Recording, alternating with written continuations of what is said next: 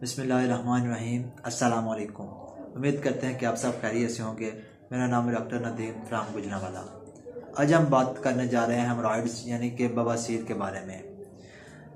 सबसे पहले देखा जाएगा कि बवासीर कहते किसे हैं और बहुत सी बीमारियों इसमें आ जाती हैं और हम उसको जो है ना बवासीर का नाम दे देते हैं। सबसे पहले हम देखते हैं कि बवासीर की क्या डेफिनेशन है। डेफिनेशन उसकी हम तारीफ इस तरह कर सकते हैं कि उसकी शनाख्त इस तरह कर सकते हैं कि रेक्टम में वेंस का जब फूल जाती हैं और वो फट जाती हैं, वेंस फूल कर रेक्टम में, तो उस टाइम उसमें से खून रसना शुरू कर देता है। उसको हम हेमरॉइड्स यानी कि बवासीर का नाम दे देते हैं। इसमें ज़्यादातर 50 से 60% जो है ना लोग वो बूढ़े अफराद होते हैं, यानी कि पिछली उम्र के जो है ना वो मर्द व ख़वातीन जो है ना उनको जो है ना ये प्रॉब्लम ज़्यादा होती है और इसके जो असरात होते हैं वो उन पर ज़्यादा नुमाया होते हैं। बाकियों को भी होती हैं, जो यंग पर्सनस हैं उनको भी जो है ना, ये लेडीज़ हैं या मेंस हैं या दूसरे जो बच्चे हैं, कई बार उनको भी होती है। तो ये ज़रूरी नहीं है, लेकिन ज़्यादातर जो है ना 50 से 60% जो है ना वो 60 साल की उम्र के जो है ना वो उन अफराद को होती है ज़्यादातर।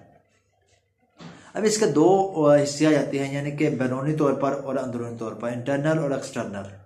पहले हम बात करते हैं कि इंटरनल हेमरॉइड्स क्या होती हैं, यानी कि अंदरूनी तौर पर जो है इनके क्या प्रॉब्लम आती है।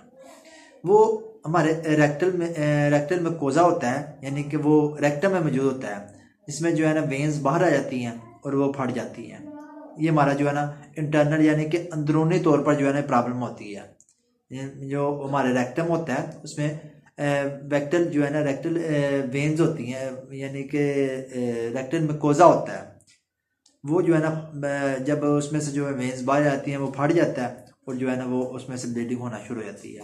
अब हम बात करते हैं कि एक्सटर्नल यानी कि बैरूनी तौर पर जो है ना वो क्या प्रॉब्लम आती है। बैरूनी तौर पर जो हमारे रेक्टम से नीचे जो है ना वो एनस आता है, यानी कि इस तरह तरतीब होती है ना कि जब मैदे से जो है ना वो छोटी आंत फिर बड़ी आंत और फिर उसके बाद रेक्टम और फिर एनस आता है। एनस में आकर जो है जो उसके इंफीरियर हेमरॉइड्स से प्लॉक्सिस होते हैं वो फट जाते हैं वो फट जाते हैं, जिसकी वजह से वहाँ पर जो है ना वो बॉयल्स यानी कि बुलबुले से जिसे हम कह सकते हैं, या फिर छाले जिसे हम आम जुबान में कहते हैं वो बन जाते हैं, उनमें से फिर ब्लीडिंग होना शुरू हो जाती है। अब हम बात करेंगे कि ये इसकी नॉर्मल अलामात कौन कौन सी होती हैं, फिर इसके बाद हम आपको बताएंगे डिटेली कि इसकी रीजंस क्या होती हैं। उससे पहले हम आपको एक बात और बताना चाहें कि आप हमारे चैनल को सब्सक्राइब कर दें। इसके बारे में आपको कोई भी और इन्फॉर्मेटिव वीडियो चाहिए जो है ना वो आप देख सकते हैं हमारे चैनल पर, और हर तरह का जो है ना हमसे कोई भी क्वेश्चन पूछ सकते हैं किसी भी मुतालिक, हम उसका इंशाल्लाह आपको भरपूर जवाब देंगे और इसका मुकम्मल जो है ना आपको ट्रीटमेंट बताएंगे।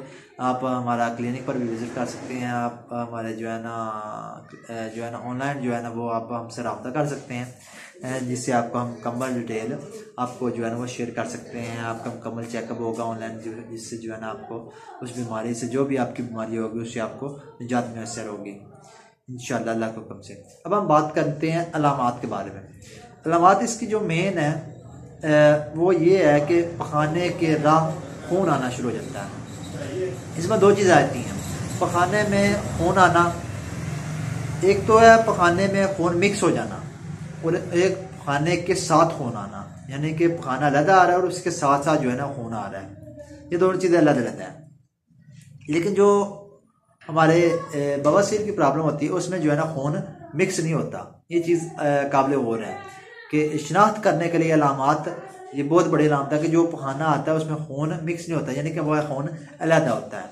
कब्ज़ वगैरह रहती है, दो रीज़न, मेंबर्स के मुकाम पर खारिश होती है, यानी कि जो पखाने का हिस्सा होता है बैरूनी तौर पर उस पर जो है ना वो खारिश वगैरह बहुत ज़्यादा होती है और बाज़ औक़ात जलन और डंग मारने जैसे जो है ना वो दर्द महसूस होते हैं, यानी कि इस तरह महसूस होता है कि जिस तरह वहाँ पर कोई डंग वगैरह मार रहा है या फिर इस तरह कोई चुभन से महसूस होती है, जिससे जो है बहुत ज़्यादा तकलीफ़ात का सामना करना पड़ता है।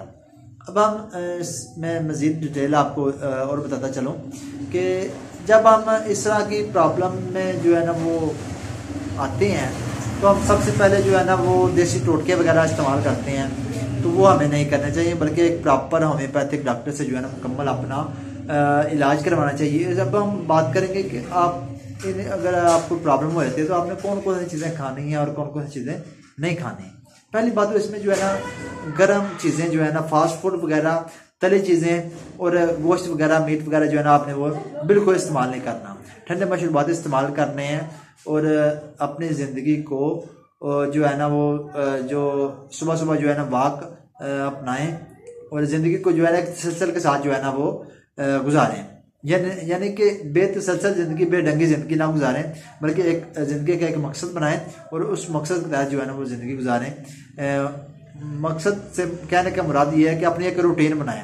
सुबह सुबह आप बहैसियत मुसलमान नमाज अदा करें, उसके बाद जो है ना वॉक के लिए जाएं और जो है सुबह जो है ना अपनी डाइट खाना टाइम से खाएं, पानी जो है ना वो टाइम से पिएं और जो आपकी डेली वाइज रूटीन वर्क है उसमें जो है ना अपने गर्म मशरूबात का इतनाब कीजिए और ठंडे मशरूबात इस्तेमाल कीजिए। ठंडे से मुराद ये नहीं है कि आप ठंडा पानी पीने लग जाएं, ठंडे मशरूबात से ये मुराद है कि आप जूस वगैरह इस्तेमाल करें, आप नॉर्मल खाने में जो है ना वो नॉर्मल सब्जियां वगैरह इस्तेमाल करें, गोश्त वगैरह का कम इस्तेमाल करें और परहेज़ वगैरह करें हर चीज़ से।